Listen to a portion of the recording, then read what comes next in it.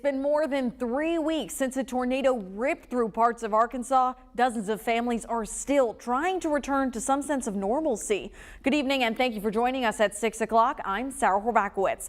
That process to rebuild, as you can imagine, is not an easy one. But tonight, our Frederick Price shows us multi-agency resource centers that could add some relief for survivors.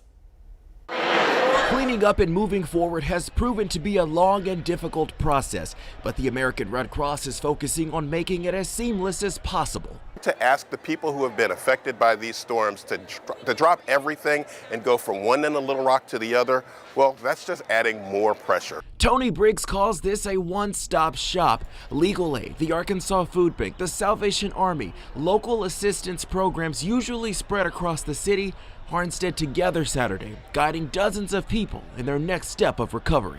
It just makes it easier for them to spend an hour or so to do all the paperwork, to get the things that they need. John Kinder is one of the 400 Red Cross workers and volunteers in Arkansas. I am a local volunteer and I normally do house fires, but when the tornado hit my local community, it really made me want to step up. He joined a 2-week assignment. John was busy Saturday helping those affected get money. The people that were displaced by the tornado, that see if they are qualified for financial assistance from the Red Cross. The agency tells THV11 to get financial assistance, you'll need to prove your address is legitimate and if it is damaged or destroyed. They'd also like an ID, but if you don't have one, they'll still help.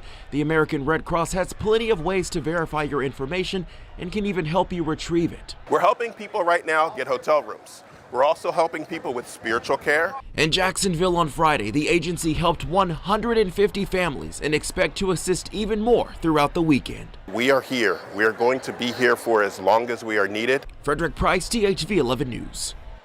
The agency tells us that 600 people impacted by the March tornadoes are in 31 Arkansas hotels. Today's one-stop shop at Shackelford Crossing that Frederick mentioned ends at 7 tonight, but the Red Cross will be back tomorrow in that same location starting at 1. We have other times and locations right now at thv11.com. Tom Brandon in for Corrales Ortiz tonight. She has the weekend off. We started off beautiful, lots of blue sky and sunshine, and now clouds have rolled in and we're looking at some rain showers on the radar picture tonight. Mainly light showers right now west of Little Rock, but it may impact your evening plans if you're going to be heading out and about. I expect this is going to spread out quite a bit, especially if you're going over to Lanterns tonight. The timeline does call for a few showers sneaking in toward that 9 to 10 o'clock time period, and it is going to be cooling off. We made it to 72 today. We're going to drop into the 40s tonight. And even a few places in northern Arkansas have a frost advisory. Those valleys in northern Arkansas could drop down to 34, 35, or even 36. Some colder areas working in behind a weak frontal boundary at the surface. It's 54 Harrison, Little Rock at 66.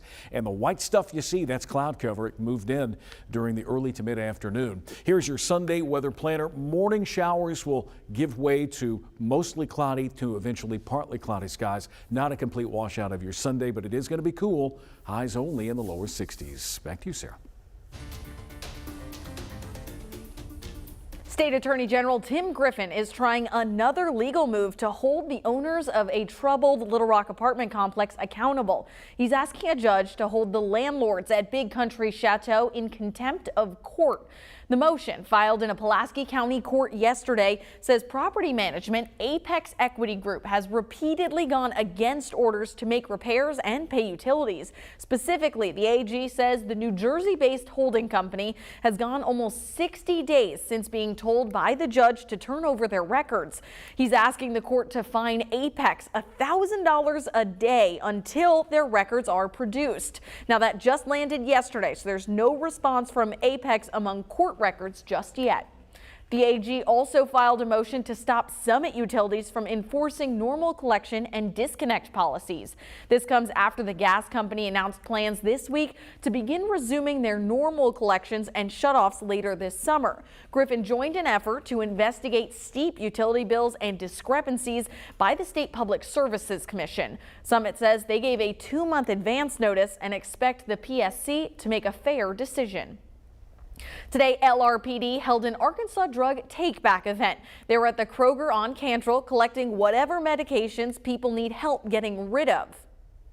Whether they're prescription or unused, expired, or over-the-counter drugs, we're taking them with no questions asked, and then we get them out to our counterparts, to state troopers, so they can go and destroy the drugs safely. LRPD says these events provide a safe way to get rid of medications. Other popular methods, like flushing them down the toilet or throwing them in the trash, could lead to them polluting water. Taking unprescribed or expired drugs is also dangerous. We don't have anyone in the community that's overdosing on these drugs or abusing these drugs, so we like to get them out the street and discard them safely. These events are held twice a year, so the next one will be in October, but permanent drop-off locations are set up all across the state at places like pharmacies, police departments, and hospitals. The battle is still raging over an FDA-approved pill that's used in more than half of abortions in the U.S. On Friday, the Supreme Court issued an order to preserve access to mifepristone. While the legal process still continues, Christian Benavides reports from Miami.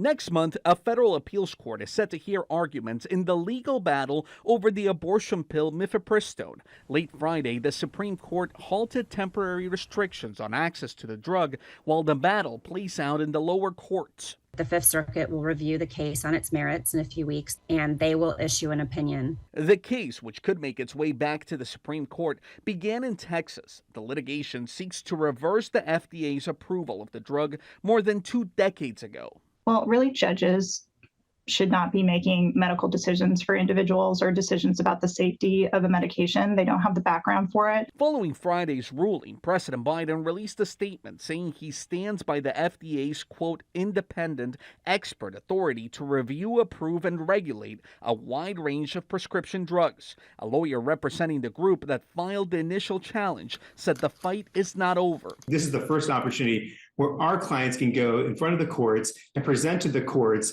all the unlawful behavior and reckless behavior by the FDA to approve these drugs. 2 conservative justices, Clarence Thomas and Samuel Alito, said they disagreed with the court's action Friday, though no other justice commented publicly. Christian Benavides, CBS News. The dispute over mifepristone comes less than a year after the Supreme Court's conservative majority overturned Roe v. Wade. The pill is approved for use through 10 weeks of pregnancy and is commonly prescribed to treat miscarriages. Back here in the U.S., high school and college students across Florida protested Republican Governor Ron DeSantis' education policies they say target minority programs. The proposal includes eliminating diversity programs, banning gender studies majors, and weakening tenure protection for professors. DeSantis has positioned himself as a culture warrior for his Republican base, attacking what he calls, quote, woke culture as he gears up for a likely presidential bid.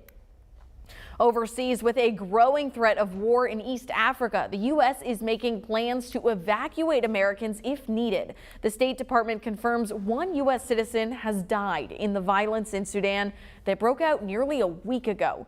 Today, the Sudanese army said they're helping coordinate efforts to help people from the U.S., Britain, China, and France get out of the country. Combat in Sudan has killed at least 400 people so far.